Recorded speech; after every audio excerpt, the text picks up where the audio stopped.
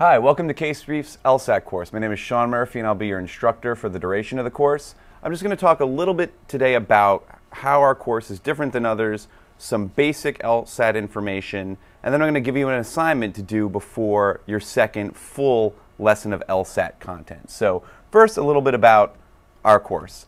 As you might know, it's affordable. You didn't have to pay anything to get to the video portion of the course, and the only materials you need are one, a free test that you can download from lsac.org, and there's a link on this website to get there, a free LSAT. It's actually the June 2007 LSAT, and you're going to take that LSAT after this introductory lesson.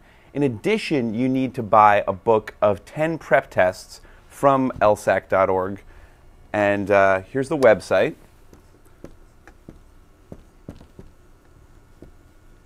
And I want you to buy the book of 10 prep tests, prep test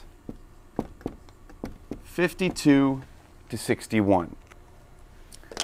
So really all you need to do to take this course is to spend a little over $20 to get that book. You download the free test and you have all the materials you need to enjoy the full comprehensive LSAT course that we've provided.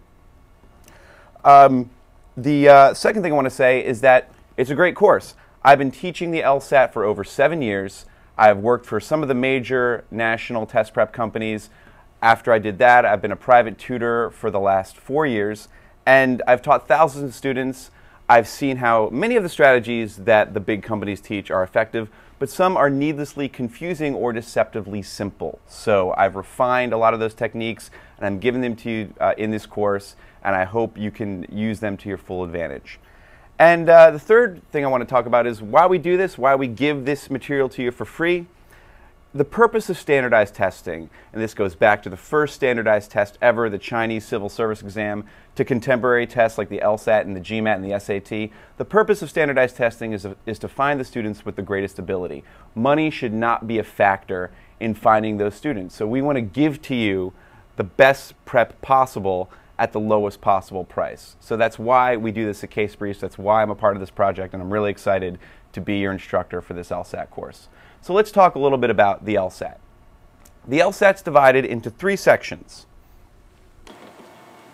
First section we'll talk about is logical reasoning.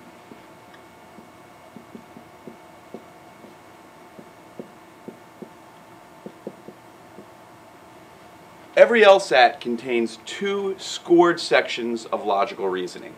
It's the heart of the LSAT. No LSAT prep program can be comprehensive without focusing primarily on logical reasoning. The second most important section that we'll be covering is called analytical reasoning, or otherwise known as logic games.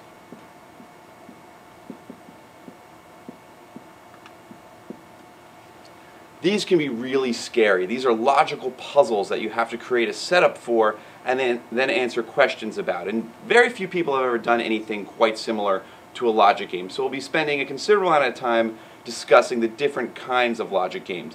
But one thing I want to note about logic games straight off the bat is that students often see the most dramatic improvement on logic games.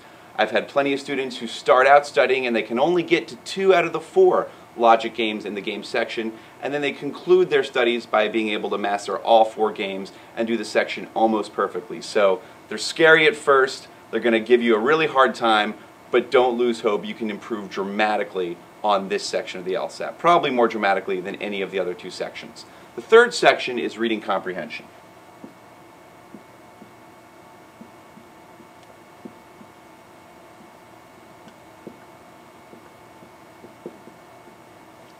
This should be the most familiar kind of section to you.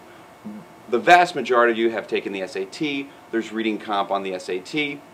So this section, usually students start out a little more comfortable on this than on the other 2 sections.